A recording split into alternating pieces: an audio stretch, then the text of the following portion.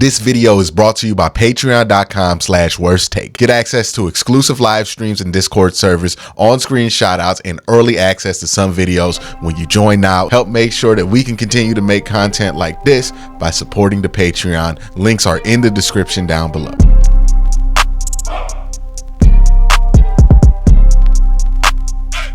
Hey, what's up, and welcome to Q&A, the show where I take your questions from YouTube and Twitter and answer them here in video format. A ton of questions to get into. If you want to make sure your question has an opportunity to get answered, make sure you're subscribed and notified on the channel. Hit the bell so you can get the notification when I put the community prompt post up. And those are the questions that I will be surfing through to get the questions for these videos. So without further ado, let's jump into it. Devin Posey with the first question. Yo, you think Chubb will get back to anywhere close to where he was before the injury?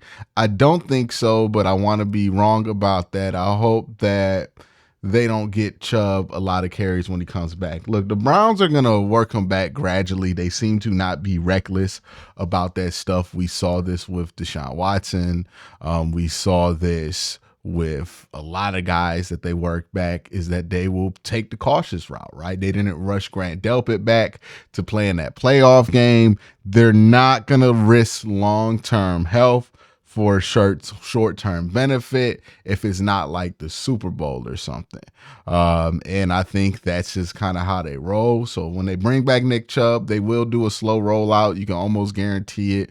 They're not going to put him in a position to do anything he's not ready for or try to rush him back in position. And the Browns aren't really at the place where that would even be necessary because they have guys that they signed. They have guys on the roster that should be able to hold down some roles for a couple of weeks while Nick Chubb does get acclimated to being his full self again. Now, will Nick Chubb get back to full strength? I don't know. And I think it's okay for a lot of people, or I think it's time for a lot of people to just be okay with just not knowing. I don't think it's fair to assume that Nick Chubb won't be able to get back to himself because he's Nick Chubb. He's earned the benefit of the doubt here. And I also don't think it's just like cool to assume that he's going to 100% get back to full strength without any hitch because he is 30. Like, I think people should just let this play out instead of putting expectations on it one way or the other with Nick Chubb, because he's earned the benefit of the doubt. He's earned the opportunity to just be judged on how he comes back instead of be judged on how we think he will come back, if that makes sense to you. But that's it for the question, Devin. Thank you for asking. Gagan S says, what are your realistic schematic changes coming into year 2 of the Jim Schwartz defense? I don't think there's going to be schematic changes or anything that deep. You would just expect this team to have better protocols for man coverage, better protocols for if this then that in zone coverage, just tightening the screws, getting better at the small stuff, adding some things that you see around the league that might work here, seeing what's not working that worked last year. It's just small tweaks at this point, but those tweaks are important. I think the one thing that continuity does, and continuity does a great thing for, is being able to make adjustments, right? If I have done a task a specific way for a very long time, if I have to make an adjustment to how I do that, I'll be fine because I've done that task with multiple different variables. Like, let me make this more tangible. If I have changed, this is something I've done a lot. I have changed a lot of bike tires or a lot of car tires, right? I know how to change a tire on a car. That's apparently something not a lot of people know how to do anymore. I also know how to change brakes. And when you are the guy that knows how to change tires and change brake pads, you end up changing a lot of tires and brake pads because a lot of people don't know how to do it.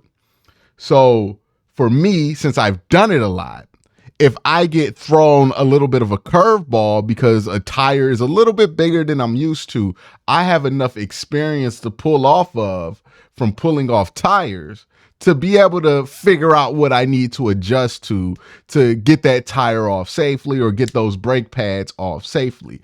The same thing applies with being with having continuity in an NFL defense. The more reps these players have in that defense, the more plays that they see in that defense, the more ways they see people try to break that defense, the more things they have in that catalog that they can pull from when they need to adjust to something. Because if they get a new look, they're like, hey, this kind of reminds me of what San Francisco did last year, and we had a hard time figuring out this. You know what we figured out? We could do this and that. Okay, let's just go to that adjustment, right? When you have that shared back catalog amongst players to kind of go back on, it cuts down how much you got to explain stuff.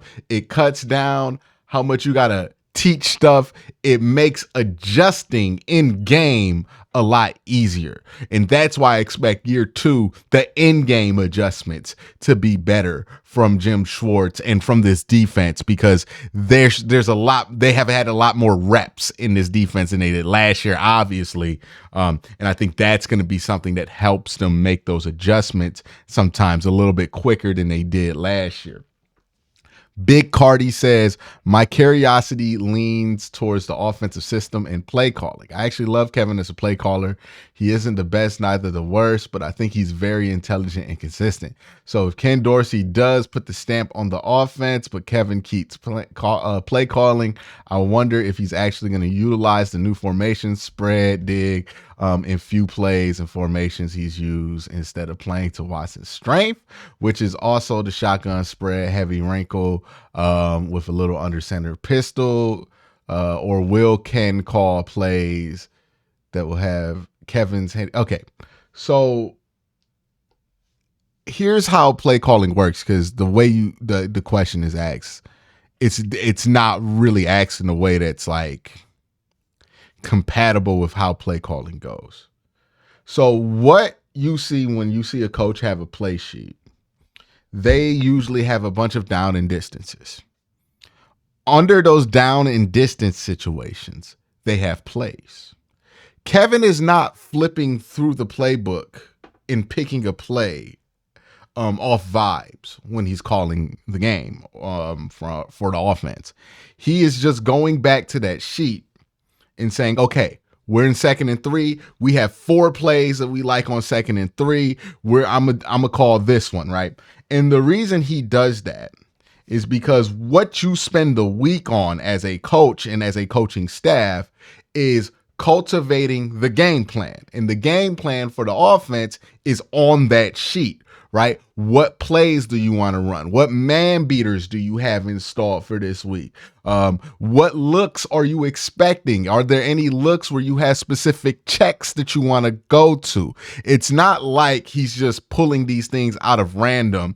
They're all collaborating throughout the week. And Ken Dorsey is putting plays on that play sheet. Kevin Stefanski is putting plays on that play sheet. All of the quarterbacks coach, the tight ends coach, the offensive line coach, the running backs coach, all of these coaches are putting plays on that play sheet. And then that kind of gets consolidated into what gets called. So whether Kevin runs it or whether Ken runs it, they're going to be calling from the same exact sheet of plays. My thinking about who should call the plays comes down to this: who has the final say over the play sheet? Like, at the end of the day, whose play sheet is that? If it is Ken Dorsey's play sheet and Kevin is just there to kind of oversee the job that Ken Dorsey is doing, making that play sheet, then Ken Dorsey should call the plays. If Kevin Stefanski is the guy giving the final sign off and really like collaborating on that play sheet and signing off on things and adding things and all that, like if he's heavily involved in that play sheet process, then he should call the plays. You want whoever is most familiar with that play sheet, whoever knows that play sheet the best, to be the one calling plays on Sunday, because when you don't have that, or when you have people arguing about the play sheet, that's when you get a lot of delay of game penalties. That's when you get to the line of scrimmage with like 7 seconds left on the play clock. That's when your operation starts to get funky and you start to play bad offense. So that's, I think we look at it kind of as a mythical thing, play calling. It's not mythical. It's very technical. And that's where I look at it as who needs to call the plays or not. If Ken is the one that's ultimately going to have the most familiarity with that play sheet, it needs to be Ken Dorsey calling the plays. If Kevin's going to be the one who is going to be the most familiar with that play sheet, and he's the one that is essentially putting it together, then he needs to call the plays. But that's what the conversation needs to be about. Whoever's calling the right plays at the right time, I'd rather get mad at the play sheet, not the play call. The play call can be good or bad depending on the result. The play sheet, the game plan, is what I'm going to always be a lot more critical for and have smoke for, because I think that actually affects the games a lot more than the play call does. But that's my whole 2 cents on that, Big Cardi. The next question comes from Mad, who says, can you analyze what PFF might have wrong about Watson? If I remember correctly, he ranked around the 20th best quarterback according to them, but watching the film back for games like Arizona and Tennessee, he seems much better than that. One thing to always remember with Pro Football Focus, and this does not invalidate Pro Football Focus grades, but Pro Football Focus grades are opinions dressed up as statistics. They're basically Yelp reviews. Like, a Pro Football Focus grade is the football equivalent of a Yelp review, of a Metacritic score, of a Rotten Tomatoes, whatever, like IMDb score, whatever rate aggregate that you use. It is basically the football version of that. Some people trust those things heavily. Some people don't. The way I always suggest to use things like that is to take them with a grain of salt, right? If PFF says this player you like is really good, cool. Do more research on that though, right? Confirm it. It's like a Yelp review for me. If I see a place has a 5-star Yelp review, I'm gonna look at the pictures. I'm gonna see if I could like do a little ride by. I'm gonna see if I know anybody who's ate in there before. Like, I'm not just gonna take the 5-star Yelp review on its word. I'm gonna make sure that I feel comfortable with where that is, however it is that I can feel comfortable with it. In the same way, it's like, hey, if a place that I find interesting, I think I like the concept of the restaurant, but the Yelp reviews are like crazy bad, I'm gonna look into it, right? That's the same thing with the PFF grade. You can't just roll with the PFF grade as fact. It is a review score, essentially. And like all review scores, they're based on people's opinions. And, you know, I'm not saying just because it's somebody's opinion, you don't got to care about it. These are qualified people, more than likely, giving these grades out. But it is an opinion, and it should not be confused with a stat. You know, it's just marketed that way because when you do market the PFF grade as a stat, it does make it seem more appealing. But at the end of the day, what a PFF grade is a Yelp review score. And same way I don't really take Yelp reviews that much to heart, same way I don't take PFF grades too much to heart. If it confirms something I believe in, or if it doesn't confirm something, I want to find other things that are a little bit more tangible than a PFF grade to kind of back up why I feel the way I feel, or why I think the way I think about something. But PFF grades are a good place to start. They're just not a end all be all, like sometimes people like to present it. So when it comes to Deshaun Watson, ultimately, his PFF grade is a result of somebody's opinion on him. That opinion could be affected by multiple different things.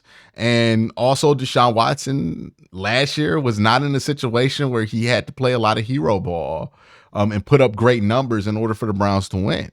The Browns were able to win games after he only got to like 200 yards passing, which meant that he didn't put up crazy numbers. And if you don't put up crazy numbers, your PFF grade might suffer, right? And I think that's just a sacrifice that he's going to have to be comfortable taking, because the Browns don't need him to put up crazy numbers to win games. The Browns need him to be smart with the football. The Browns need him to be efficient with the football. And he's going to have to sacrifice some of the glory that comes with having a 350-yard, 4-touchdown game, right? Like, he might not be in a situation where we're going to ask that of him. We might ask him to, hold it down with some 250s, right? Hold it down with some 200-yard games, because that's what they need out of him.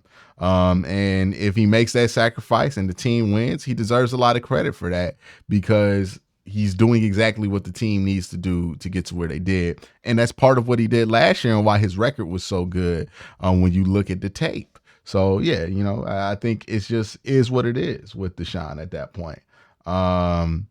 Matt also asks me, how do you feel about the Browns' future? The roster feels stacked right now, but I'm worried about being able to retain all the talent. Well, the good news is that most of the talent is retained.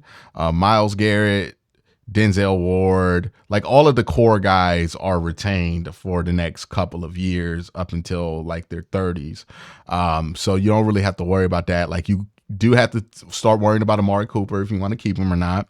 Martin Emerson's going to come up soon, and JOK is going to come up soon, but those guys are more in the role player, secondary guy category than they are at core players. So the Browns aren't really at risk of losing any of their core talent.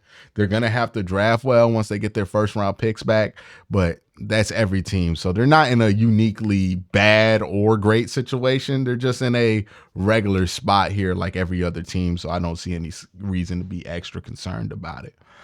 Christopher Zelensky says, I noticed Mike Vrabel was at OTAs helping the defense.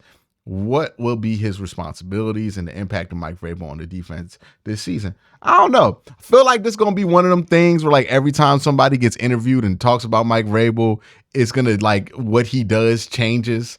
But I think Mike Vrabel is mainly there to be an asset for the Cleveland Browns, be somebody who can be of use, right?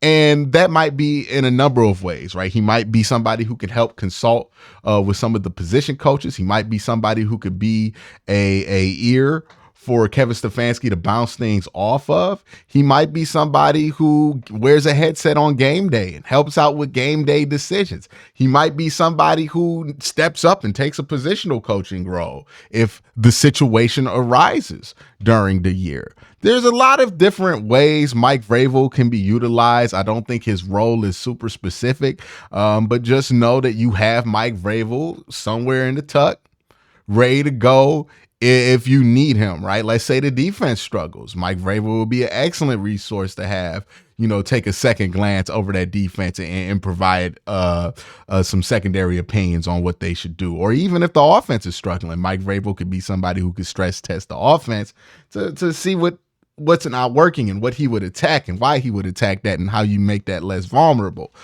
He's just going to be a good resource for this team. Sometimes it's going to manifest himself in coaching at OTAs and being on the field. Sometimes that means we might not see him for a couple of weeks. It's a consultant role, so it's very nebulous in its definition. So, I would just take what it is for what it is, and just know that you have Mike Vrabel as an asset in this organization, and that can't be anything but a good thing for the Browns. The next thing said is from D-Lit Exchange. If the Browns were to sign Renfro, where would you see his role at and who he takes snaps from? This is why the Browns aren't going to go after Hunter Renfro. I know some people are still going after this. Hunter Renfro would take snaps from Jerry Jeudy. The Browns just signed Jerry Jeudy to a $17 million contract. They have no interest in signing Hunter Renfro. They already traded and signed a slot receiver, which Hunter Renfro is. Guns says, love your content, bro, but I need 3 videos a day, not 2. Wait till the regular season, man. You'll get your 3. You'll get your 3 during the regular season. Let me have the off season where I give you my little 2 videos. But anyways, if Cedric Tillman develops into a reliable receiver, what do you think it does for the offense? Keep continuing to put up great Browns content. Appreciate that. I think if Cedric Tillman develops into a reliable wide receiver, it just makes you more foolproof as an offense, right? Because now if Cedric Tillman is able to be competent out there, he's able to be reliable. Now it's not going to kill you if one of those receivers gets injured for a period of time or gets banged up a little bit and they need limited snaps. It just makes you a more resilient offense. And I think that's for any young player stepping up, right? Mike Hall, if he plays well, it makes you a more resilient defense because now you have more depth to rely on.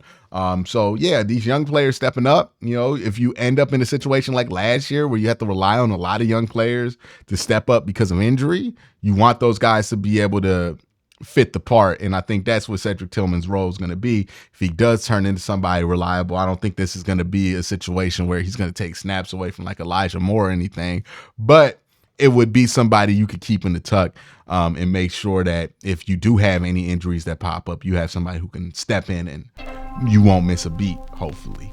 But that's going to be it for Q&A. Y'all have a great day. Have an even better night. Peace.